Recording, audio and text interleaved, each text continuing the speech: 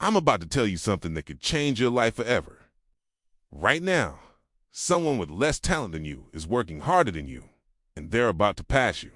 And you're still thinking about it. Today, decide.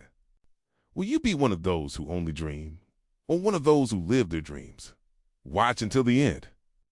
Or this might be the day you miss the biggest chance of your life. Asterisk, the return to Graymarsh Sea was restless that night. Waves struck the jagged cliffs below like an animal gnawing at its chains. The salt spray stinging the air with a sharp metallic taste. Cassian Vale stood ankle-deep in black seawater, his boots slick with algae. In his hand, he held a rusted key that had been lodged between two rock-cold-ass bones, heavier than it should have been. Somewhere behind him, the lighthouse groaned. Its lantern had been dark for 27 years ever since the night his mother vanished without a trace. He told himself he was here for the truth. That was a lie. He was here because of her. Leora's face flashed in his mind, skin pale as frost, breathing shallow in a hospital bed on the other side of the country. The doctor said she wouldn't last a week.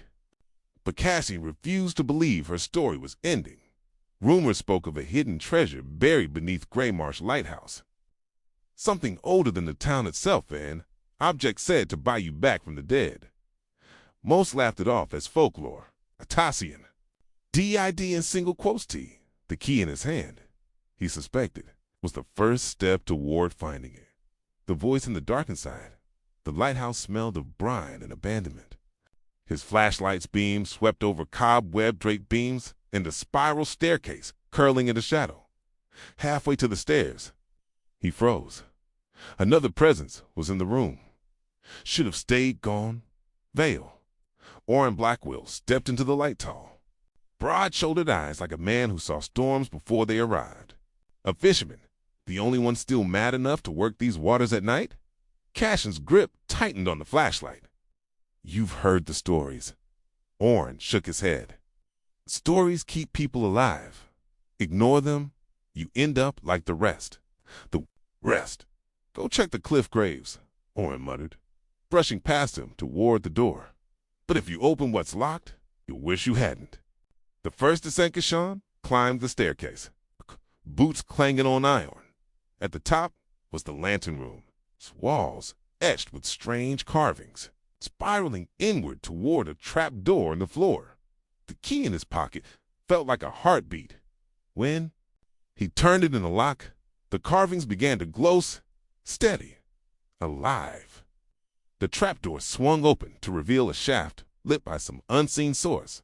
At the bottom sat an ornate chest wrapped in blackened chains. Cassian, he nearly dropped the flashlight. The voice sobbed, trembling, was Leora's. Help me, it whispered. He descended, the ladder slick with condensation. Touching the chains flooded his mind with images of Leora, lying still in a white room, a storm-tossed shore, a figure, cloaked in shadow, holding the same key.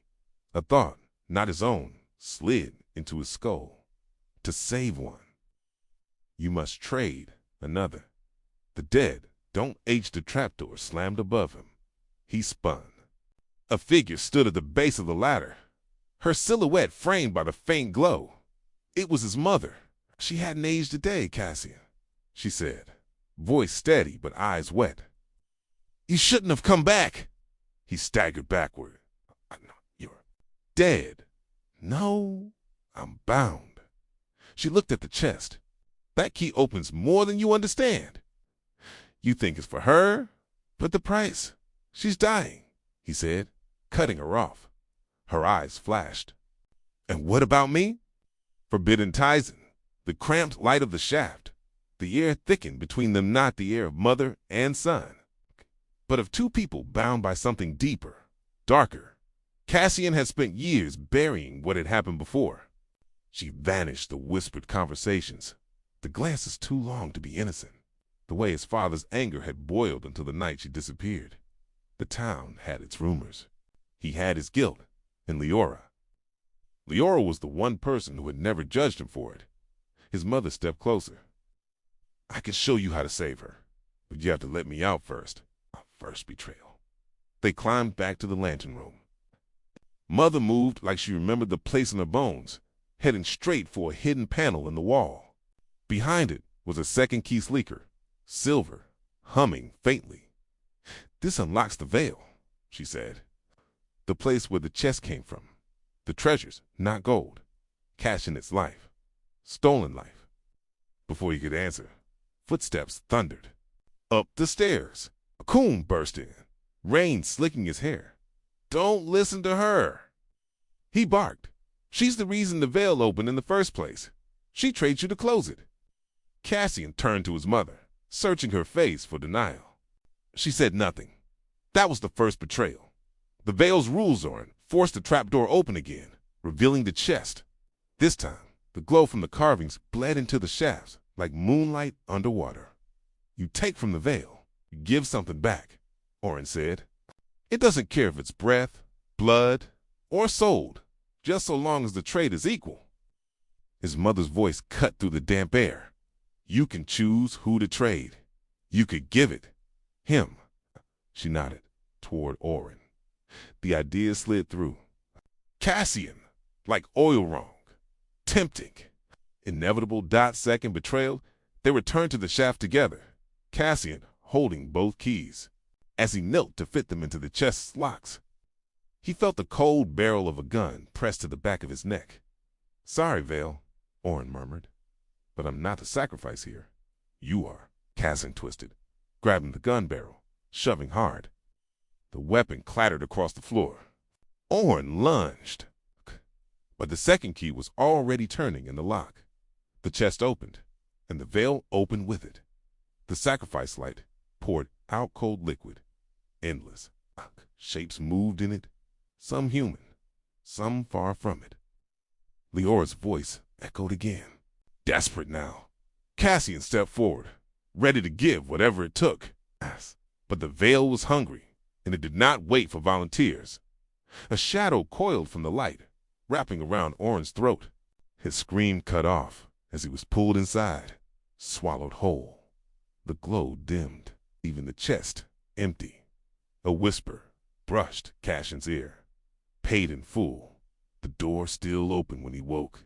He was on the lighthouse floor. His phone buzzed in. Unknown. "Number Cassian." Leora's voice, weak but alive.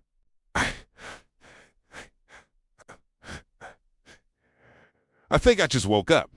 Relief surged through him, but it was short-lived. At the base of the stairs, the trapdoor stood open again. From below came the sound of footsteps, slow, deliberate, climbing upward. The veil had not closed. Cassian gripped the rusted key, his pulse a drumbeat in the dark. Would he go down again, knowing the price? Even salvation demands a cost. And the courage to face it defines who we truly are. Would you risk everything, someone else's life included, for the person you love?